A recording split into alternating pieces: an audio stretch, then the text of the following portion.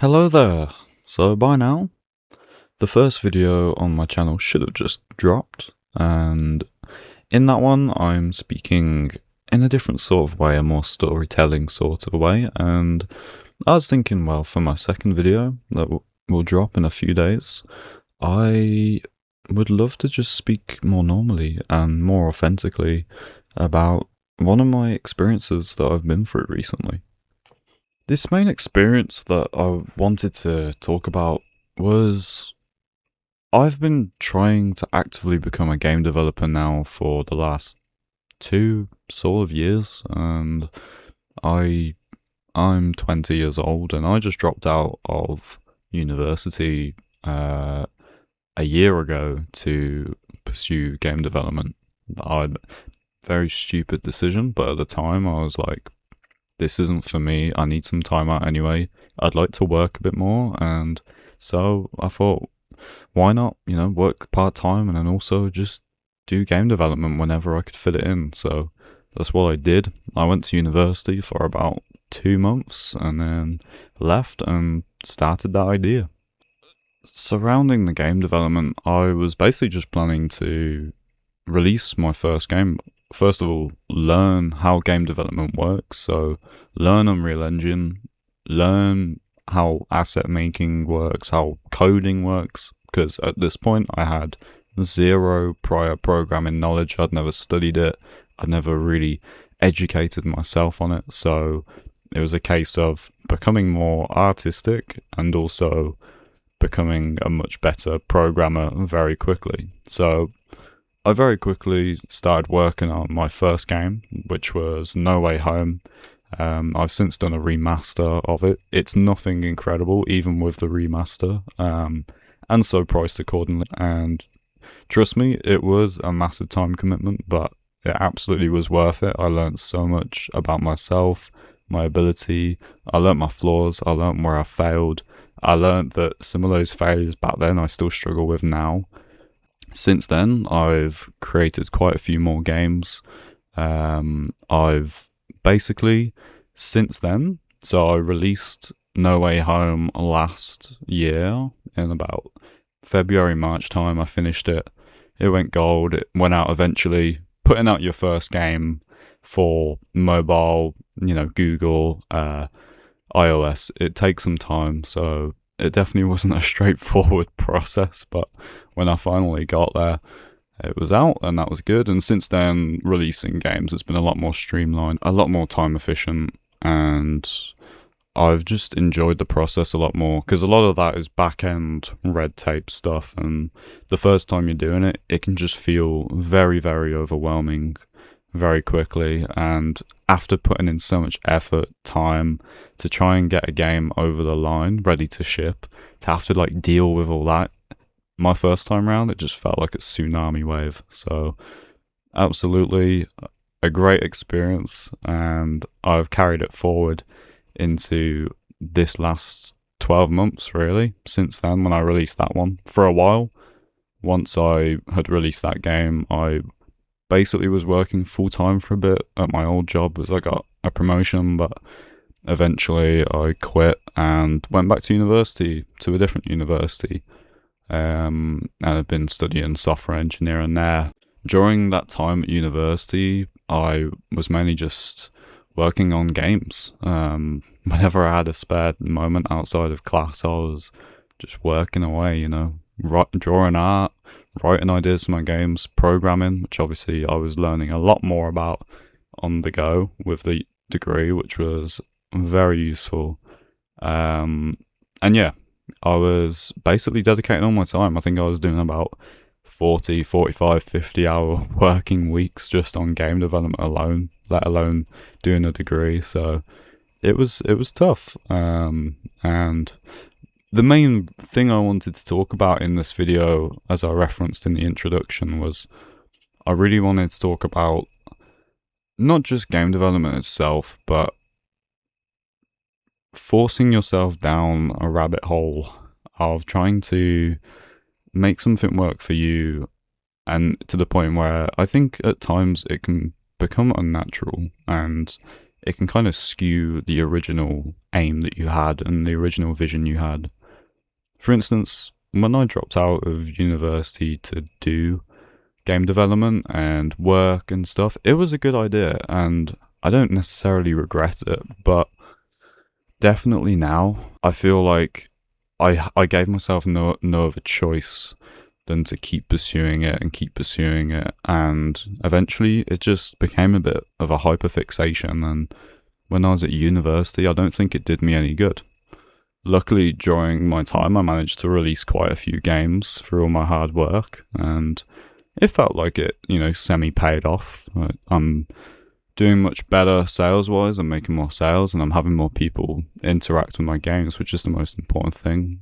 I've been trying to build social media and build people and their excitement around my games, and that's been like pretty successful, I would say. But yeah, there sort of came a point where just recently I'd finished making my third, definitely by far my biggest, most ambitious game yet. I just finished it. I'd pushed it out, and by then I was just feeling pretty burnt out. Like constant 40, 50 hour weeks working away. When you're at university and, at my age, you're kind of expected to be out and about, meeting people, going out partying, whatever it is. I'm not that type of person, but at times, the loneliness of working away on your own thing that isn't necessarily ever ready until the very end to show people, having to really just trust yourself and be confident in yourself. It's definitely been a massive piece of progression for me, but it's tough. And I got to the end of it recently, finishing my third game, Hollow Light, and I felt like I'd poured everything into it. And coming out of that, I honestly just wanted out of game development for a while. It wasn't really that I'd lost my love for it or, lost the vision that I had. I still very much had it, but I think the fact that I wasn't quite where I wanted to be for how much effort I'd put in was driving me quite insane. Like, I remember, there'd be many days where I'd be constantly refreshing, trying to see if anyone's bought my app or bought my game and are giving it a go, or always checking the reviews, and a lot of the time there would be days where there was nothing, it was dead silence, it was radio silence, and after probably many hundreds of hours of work to release it all, get over the line, and it feels like nothing changed. I haven't got any more to my name than I did all those hours ago, beyond just being better at the craft. It kind of sent me crazy, and this last 10 weeks since then, I've just gone into a crazy rut, I would call it, of just trying to push out little tiny games, that might increase my reach. And on paper, it was a great idea, and I was kind of excited to do it. It recharged me very quickly, and I was soon spending a lot more time working on games again, and I've been releasing them all, but coming to the end of that phase of my game development life, I've realised, like, man, the last 6 weeks, I've been making all these games, and I don't think I'm truly proud of a single one. I think a few of them have a few cool ideas, but really, what was this for? It's not going to increase my reach because no one's going to want to play these.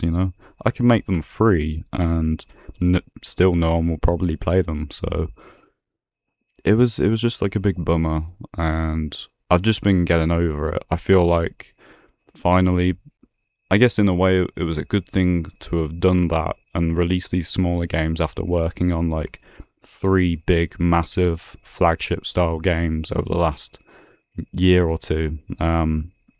It was nice to work on smaller games, to explore that avenue as well. But coming out of it, I feel like I've revealed every card in my hand that I could have, and ultimately I fell short. And obviously, as time is going on, I'm seeing a bit more interest here and there in my games. And who knows, maybe in 6 months to a year to 2 years to 3 years, I'm going to see growth. And all this work now I've put in, it will slowly build and my games will become more popular and it will become an exponential growth over time. But, you know, the market's so saturated, and with AI and just oversaturation, basically, of games and apps and people, I think, moving away from a lot of this media because it's just becoming so bloated. It's feeling pretty impossible for me to ever find my footing in this way, you know, despite all the time I've put in. So it's left me feeling very deflated and not necessarily wishing I'd spent all that time on different things, but definitely left me wishing that things could have just worked out a little bit better for me. You never know, though, how it's going to go. Like, I'm feeling pessimistic right now because I'm just getting over the fact, because it's very recently that I stopped working so hard. I'm still in the phase of getting over how little I'm getting out of this compared to the amount of hours I put in. But perhaps over time, as it perhaps does better, it will grow. But I think this idea that I always had of when developing of all your hard work now will pay off in the future, it feels very uncertain at times.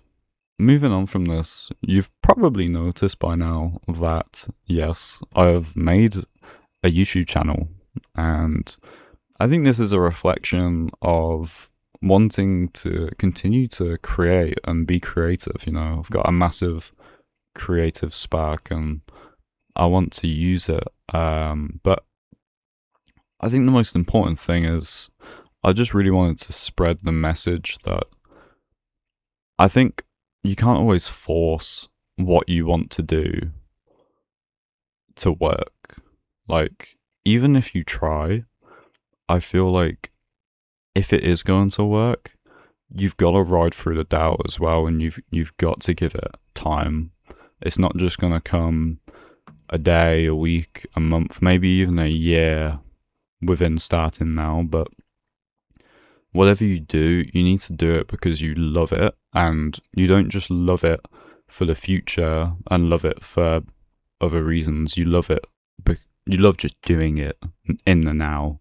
You can't wait to just get back to working on it. You can't wait to just try another thing. You can't wait to do this, and you can't wait to do that about it. You just love it. I think that's honestly the most important thing of whatever you're doing, because you're not going to see success quickly. And don't get me wrong, a lot of things suck. Like, a lot of things that you might want for yourself suck to do and suck to work for right now. But I'm not necessarily saying you shouldn't do it because you don't enjoy it, and you shouldn't do it because it sucks, because there's definitely things that you should do that suck and that you actually just don't feel like doing today, you know? Whether that's exercising, trying to take yourself out on a run, or whatever it is, chat to a friend you haven't seen in a while that makes you anxious because you haven't seen them in a while, or whatever it is. You need to obviously still do those things. But I think when it comes to these creative outlets, you know, that I wouldn't necessarily class as authentic work. It's more the authenticity of yourself.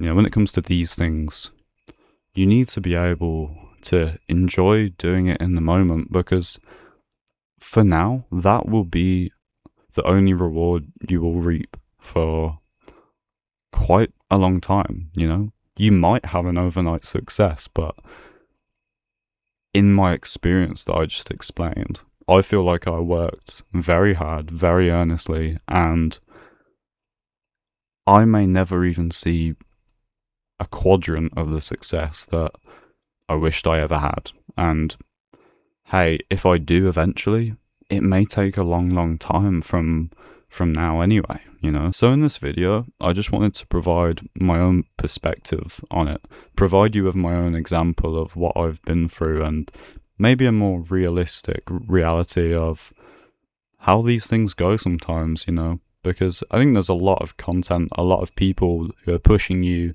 to go try this and go try that and put the effort in. And absolutely, you should. But all those people have made it, right? Like, they've already made it. By the time you're seeing that video, they're doing great. You know, they might not have made it. You know, the definition of made it is so ambiguous. But to me, they are doing a hell of a lot better than I am right now if I'm seeing their video come up on my For You page. So you gotta bear that in mind when taking information from these people. You know, it's true. One day, it might end up being worth it. In my situation, maybe that'll be the case for me one day, but, you know, I'm young, obviously, and probably naive in many ways, but you have also got to stay realistic. And I think sometimes these influencers fail to provide that realism when it comes to all your effort that you're about to put in, you know? And if you're anything like me, you're likely to hyperfixate on this thing once you've got it running, because that's what you wanted to always do. You need to protect that, and you don't want to turn what you love doing into a chore. For me, I turn game development into a chore, and that's probably cost some quality of my games. There's probably some portions of my game that feel rushed, you know, even in my third best, most amazing game that I feel like I've ever put out, the most amazing piece of art I've ever created. There are parts of that, absolutely, that will feel rushed because I didn't look after myself enough when making it. And instead I was just forcing myself to do these long houred weeks over and over again with no break until it was done. And by then, it's too late. So to summarize, I just wanted to provide this insight and perspective of my own, and I just hope that it helps someone, whether it's someone who is thinking of trying something out, you know, making a risk, dedicating a whole lot of time between now and wherever that destination point is for you into something that you love doing. I want you to just remember that you can do it, but you gotta stay realistic and you gotta look after yourself, because that is how you are going to make the best artwork, the best creative piece that you can, and that you ultimately set out doing it for in the first place. Thank you for listening and watching if you're watching it as well. And yeah, hopefully you got something out of this. I will see you in the next video.